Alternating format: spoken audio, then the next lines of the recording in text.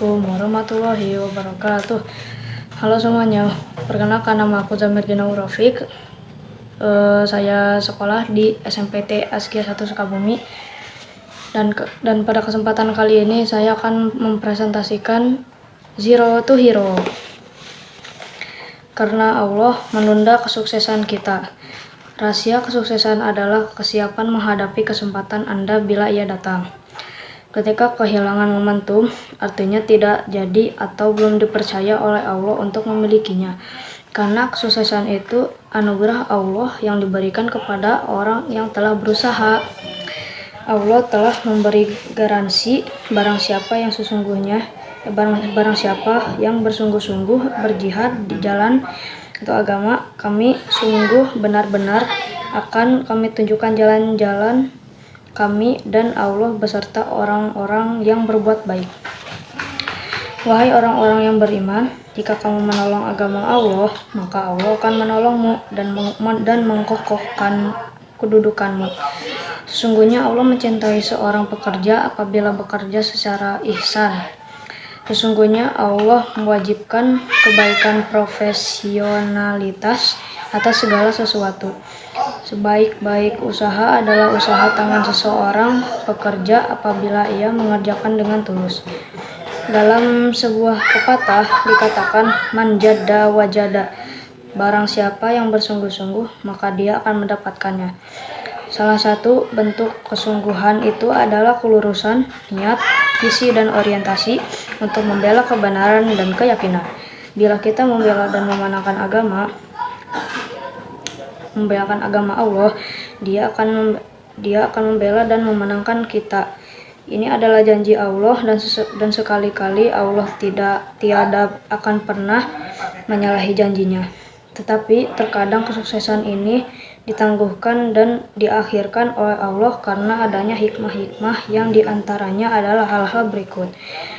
Karena kita masih terlalu lemah untuk memegang amanah, belum matang dan belum sempurna dalam membentuk kepribadian, belum menggalang semua sumber daya, belum mengenali sejauh mana ambang batas maksimal potensi dan keahlian yang masih terpendam. Karena bila sukses diberikan kepada orang yang masih mentah, ini niscaya tidak akan mampu.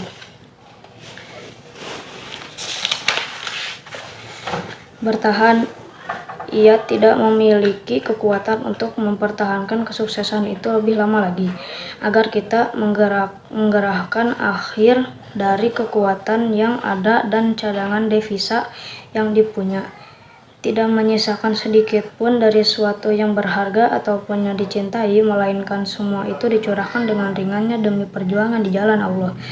Ironisnya, kita ini seringkali hanya berkorban dengan sisa-sisa waktu, sisa-sisa tenaga, sisa-sisa harta, dan sisa-sisa lain dari bagian hidup kita. Maka wajar bila sukses itu tidak kunjung tiba, kalaupun dapat sekedar sisa, bukankah demikian? Atau menguji coba kekuatan final sebagai memahami bahwa kekuatan itu saja tanpa dukungan dari Allah tidak akan menjamin teraihnya kesuksesan. Sesungguhnya pertolongan Allah tidak akan diturunkan kecuali bila telah menggerahkan akhir dari kekuatan yang disanggupinya, kemudian menyerahkan semua itu kepada Allah. Agar umat Islam meningkatkan frekuensi hubungannya dengan Allah, saat mereka menderita kesengsaraan dan penindasan serta kehabisan stamina dan kekuatan, sehingga tidak ada lagi tempat bersandar kecuali kepada Allah dan tiada tempat berlindung dalam kepedihan ini kecuali kepada Allah semata. Keharmonisan hubungan dan eratnya interaksi dengan Allah menjadi jaminan awal bagi komitmen mereka di atas jalan Allah, jaminan awal bagi komitmen mereka di atas jalan Allah. Bila kelak Allah memberikan kemenangan kepada mereka seperti diwajibkannya qiyamul lail selama 2 tahunan bagi para generasi awal perintis dakwah di Mekah. Kekuatan hubungan dengan Allah inilah bekal termahal menuju puncak sukses sesungguhnya. Sehingga kita makmur, tidak takabur, dan bila gagal tidak mudah berputus asa. karena kita belum bisa ikhlas secara total dalam perjuangan mobilitas dan pengorbanan. Kita masih melangkah setengah mati, melangkahkan kaki kanan ke surga, tapi menitipkan kaki kiri di neraka. Tapi belum tajarud atau murni benar dalam mengerahkan potensi dan mengarahkan kekuatan. Masih terlalu nimbang antara kenikmatan dalam taat dan menikmati aneka maksiat.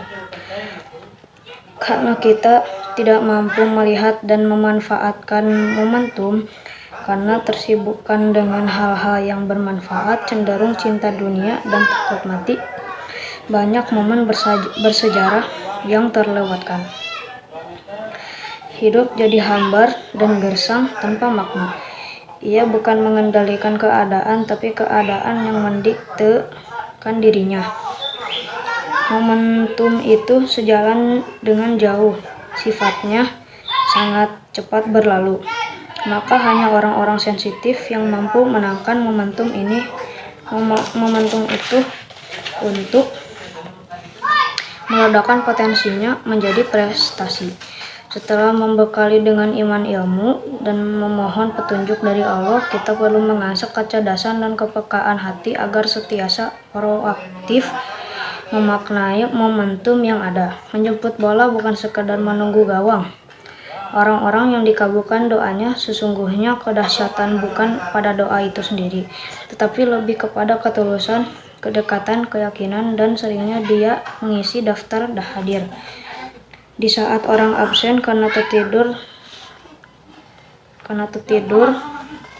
dan terbuai nikmat duniawi maupun terlalu disibukkan oleh perkara yang mengotori hati. Seperti kisah budak hitam di Basrah yang amat dikabulkan doanya karena ia selalu berasyik masuk kepada Allah setiap malamnya. Saat orang-orang dalam kenikmatan dan kemewahan duniawi, ia pun banyak bermunajat kepada Allah. Saat mereka bersama memohon diturunkan hujan pada musim paceklik yang amat panas, tak dikabulkan. Namun ketika dia sendiri berdoa kepada Allah dengan ketulusan hati, Allah pun mengabulkan doanya. Turunlah hujan. Mengapa Abu Bakar paling mulia di antara para sahabat? Karena beliau tidak melewatkan satupun momentum kecuali ia mendapatkan bagian utama. Begitu ada ilmu baru, ada kesempatan baru, segera ia bergerak cepat. Bahkan ketika melihat bahaya pun mampu segera menguasai situasi. Karena hatinya bersih dan pikirannya telah terasah. Sekian dari presentasi kali ini. Wassalamualaikum warahmatullahi wabarakatuh.